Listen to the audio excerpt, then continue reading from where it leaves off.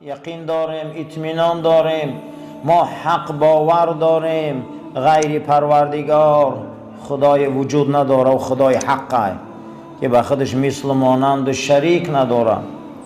و نشهد ان محمدا عبده و رسوله صلی الله علیه و سلم. و یقین داریم، اثبات میکنیم، حق ایمان داریم که محمد بنده خداست و رسولی اوست و آخران پیغمبر در زمین آمد. جناب پیغمبر گفت داستانی من مثل یک قصر هست که به در و تیریزه هست. قصر تیار شده اما در و تیریزه نداره. من برای این قصر مثل در و تیریزه آمدم. گفتند این قصر همه پیغمبرها و دین خدا هست، اما در و تیریزه همون قصر من آمدم قصر محکم کردم. یگان قصر خانه به در تیریزه می شود. رسول اکرم صلی الله علیه و سلم شریعت آسمانی در تیریزش بدیان. همه پیغمبر آمدن گفتن رفتن قصر بنیاد کردن، حضرت آمدن شریعت قلف و کلید کردن. من نمیشه که همین مسجد به در تیریزه باشه.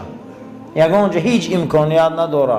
ای عقلم بیرونه، ای منطقم بیرونه، ای علمم بیرونه، ای شرعم بیرونه که خانه باشه و در نداشته باشه.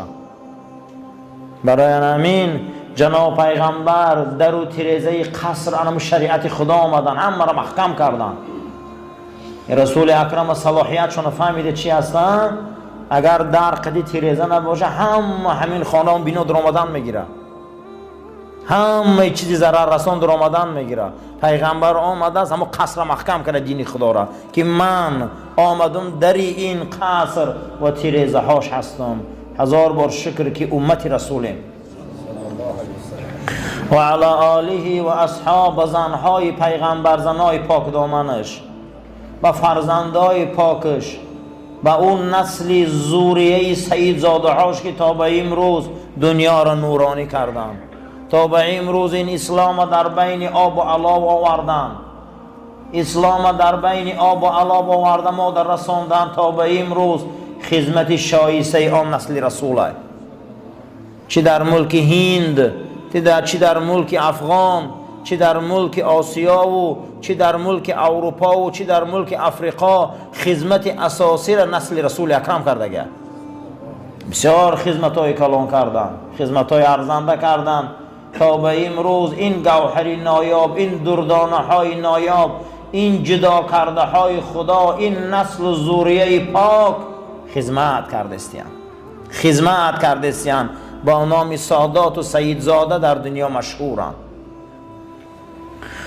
و اصحاب اون هم صحبت هایی که با چشم سر رسول اکرم دیدن، با این پیامبر آسمانی ایمان آوردن، نام اینها صحابه.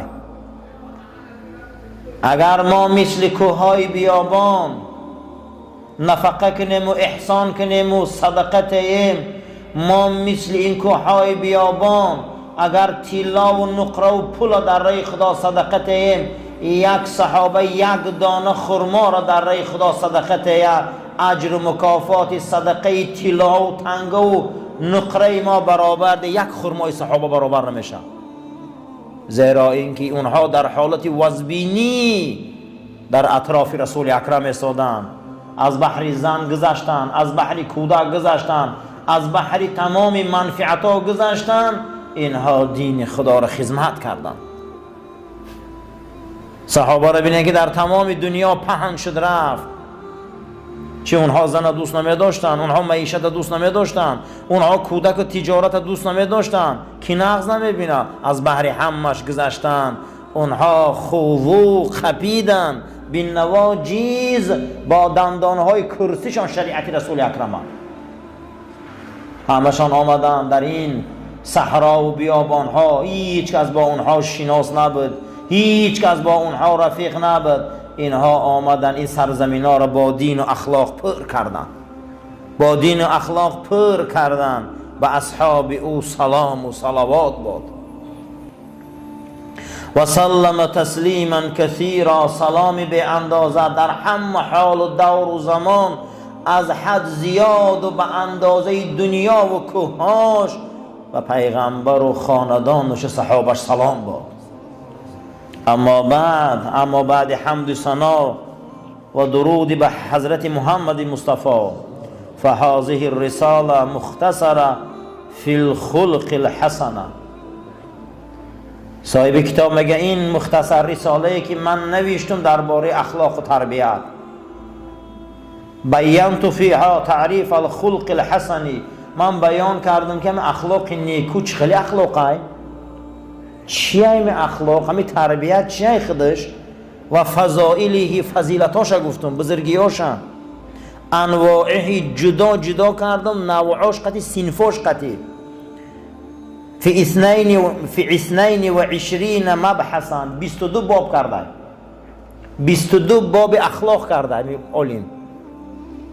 علا نحو الآتی، من یکتا میگم درباره تعریف اخلاق حسنه، درباره فضیلت اخلاق حسنه، چه خیل راه های اخلاق دریابیم، شاخ های اخلاق نه کدامه، جود و کرم، جوانمردی و سخاوت بشکی یک از اخلاق خوب است.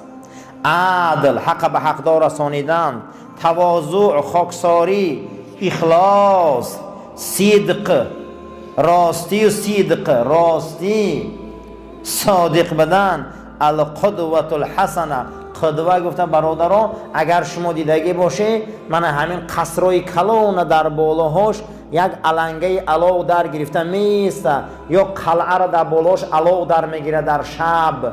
اگر شما دیدگی باشه در بیناهای بلند در بالا چراغ میمونن در گرفته میسته. عرب همه را قدوه میگه من راههای را آوردم که شما قدوه میشی، انو بلند میشه.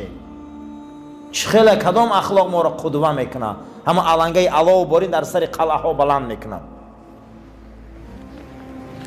باب دهم درباره علم با منفعت، باب 12 درباره حکمت، علم، حدیث و حکمت، فلسفه، باب 13 درباره سلوک حکیم، راه و رویش.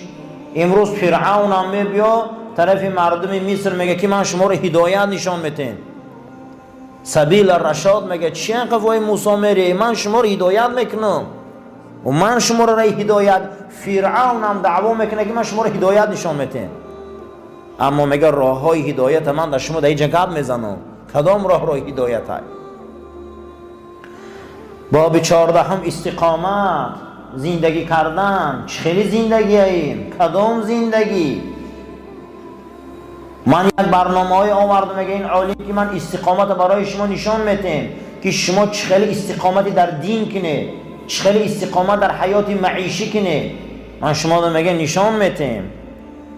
باب 15 درباره تجربه ها و از آدمای با تجربه یاد گیره. خبره چی میگم؟ آدمایی که بحر علمن، روی با 4 زانو در پیش آدمای عالم شینه، ایوه یک چی یاد گیره. قسم به خدا کو یکی آدم ها 20 سال قدی یک عالم جورن یک چی نمیدونن، این خیال میکنن که هدایت چیزی آسانه، فقط همون جورگی کرده، قدر نان خورده، چای خورده، اما همین علم امو را نگرفته. ما بسیار داملا و عالم ها را میداریم زناشون جاهلن، 50 سال 40 سال زنشن که قرآن خونده نمیتونن. این هدایت آسان نیست برادرها، هدایت ای قفاش میشی. ایا خاندان یک از عالم میبرد، دوتاش عالم پس مانده، همون از این دور میبروین. این هدایت آسان نیست. این مردم خیال میکنن که هدایت چیزی آسانه. بسیار انامین علما را فرزنداشون علم دارن، حتی خانانگیاشون علم دارن. چی با ای قفای علم همون انسان و حکمتش نیستن، ای قفای انامون چیزی که جوهر پیامبر آورده رسانده، ای قفای اون نیستن عزیزا. قطعی علما رفیق میشه، دوست میشه، اوه چی استفاده بره، اخلا قرآن خوانیتون را راست کنه، یا چی را استفاده بره از اونها، زیرا اینکه اینها وارثان رسولان. رسول ها همین حکمت علم موندگی هم، پیغمبرها چی مونده همین زمین رفتن. در همجا خبره گفته ای آدمایی خبره، ای عالم و صاحب علم یک چی استفاده بره. صاحب هدایه شریف پرسیدیم که یک کتابی عقیده نوشته است. صاحب هدایه شریف برهان الدین مرغینانی یک کتاب نوشته است درباره علم عقیده در زمانش. گفته هر کسی که همین کتاب منه بیایا خانه چی خیلی که خودم فهمیدگیم همین خیلمند و فهمونه من دختر نمیتیم شد. دختری 15 ساله داشته است در زمانش، دختری که اهل قرآن و اهل علم. یکی از همون زمان طالب علمش در خوارزم وقتی همین عقیده را میخونه شرط شد در پایان میمونه. میگه کسی همین کتاب بیاره من در خوشرو فهمونه چی خیلی من فهمیدگیم علم میفهمه که علمی نکشم. میگه من دختر ما توفه میکنم که دختری من 15 دیو از تمام علم خبر داره. یک ملا بچه مقصد همون زمان دانشجوها و همون زمان طالب علم در مدرسه خوارزم کتاب نخونده شرح می نویسه با علمی نوی بلند بوده بچه یوش. وقتی میبیاره این شرح او را میخونه حیران میشود. بعد از او میگه حضرت امام ابو حنیفه گفته بود است که حضرت امام علم در کیه؟ گفته علم در همه. هیچ معلوم نگوه که علم در یک آدم های و میبراره دخترش در همون مقصد دیگه همون زمان طالب میتیه. هر کسی را که تو دادی هیچ کس او دادگی تر از او گرفته نمیتونه. هر کسی را که تو هدایت کردی هیچ کس او را بدبخت کرده نمیتونه. اما هر کسی را که تو ندادی دنیا را هم تیانش هیچیه. اگر هر کسی را که تو نخواندی به سوی خودت هزارها هزار پیامبر آمدن اما مردم به هدایت مرد. از صدها و هزارها منبر با 100 زبان دعوت دین خدا بلند می شود اما بینن که کوچه ها پر از فاسق و فاجر با. یعنی که اگر خدا در دل ناندازه خینده برادران. من همین صاحبی کتاب هم آورده است که کسی را که تو هدایت کنی هیچ کس او را گمراه کرده نمیتونه و من یضلل فلا هادی له. کسی را که تو گمراه کنی هیچ کس او را هدایت داده نمیتونه.